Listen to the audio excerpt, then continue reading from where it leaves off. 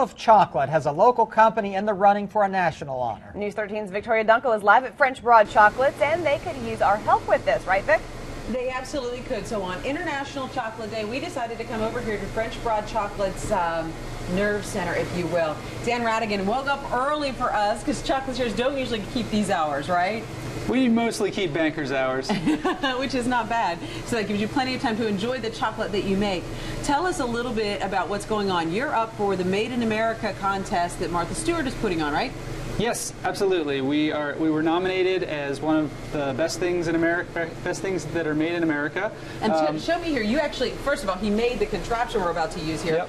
But also you're making chocolate from start to finish, right? Start to finish. So we import cocoa beans from origin, we roast them, and then we crack and winnow them to separate the hull from the nib inside. Ooh. And so that's what starts here. Okay. So fire this up. This device mills the nib. So I pour the beans in top, and it cracks the beans, and then they cascade down these screens and are separated into 3 separate fractions. And this is the hull? This is the oversized. It includes some bits of nib and also hull.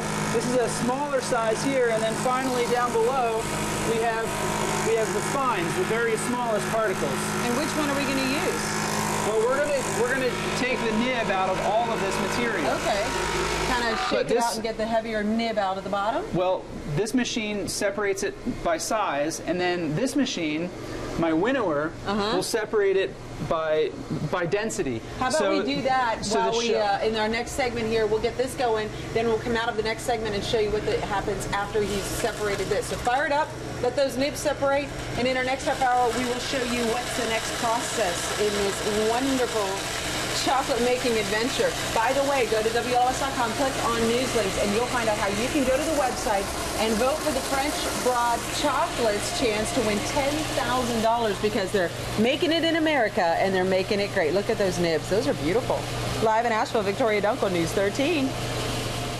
A commitment to keeping it made in America has a local business in the running for a national award. This morning, News 13's Victoria Dunkel is getting a live look at the operations at French Broad Chocolates. Vic, we can actually help them win.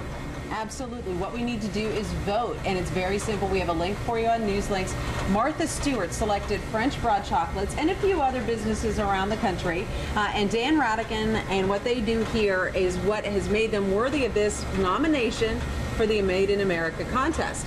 But last time we were here, we were separating out the cocoa nibs, and then they go into something like this, right? Yep, this is a stone grinder. Okay, so, there's wheels are grinding that right now. Yep.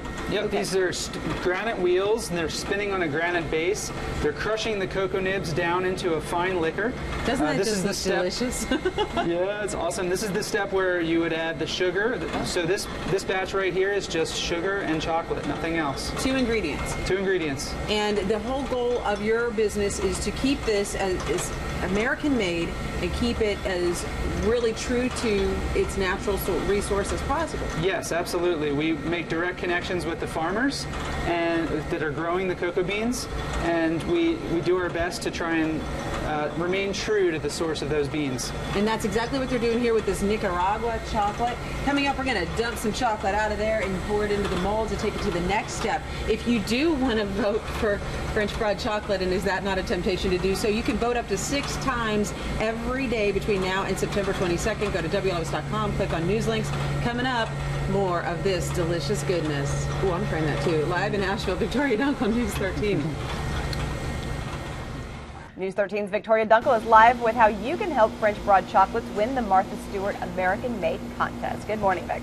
Good morning. All you have to do is go to our website on the news links, click on the link we have there, and then vote. By the way, you can cast 6 ballots a day for our buddy Dan Radigan and the rest of the team here at French Broad Chocolates. And that is going to get you the potential to win $10,000. Yeah, we're really excited. What do you plan to do with that $10,000?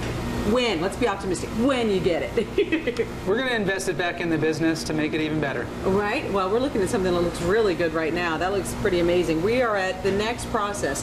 We started by getting the cocoa roasted and the nibs separated, and then we were grinding the chocolate. Where are we now? We're tempering the chocolate. Oh, okay. So we're going to deposit the chocolate into our our custom molds so that we can have individual bars for sale. How's that work? So this is a very fancy machine that heats the chocolate in the kettle. It pumps it through a chilled pump and then deposits it out of this depositing head. Okay. So what I'll do is I'll turn on my dosing head, slide my chocolate mold in there, and when I hit the foot pedal, doesn't that look delicious? Squirts the chocolate in. When I turn on a vibrating tabletop, which shakes the chocolate out into all the nooks and crannies. So that gets rid of any bubbles that might be in there and makes sure we get a nice, beautiful, smooth chocolate bar. And this is one of your wonderful dark chocolate bars you're making here. This is a 70% cocoa mass, yes. So after this, where does this go?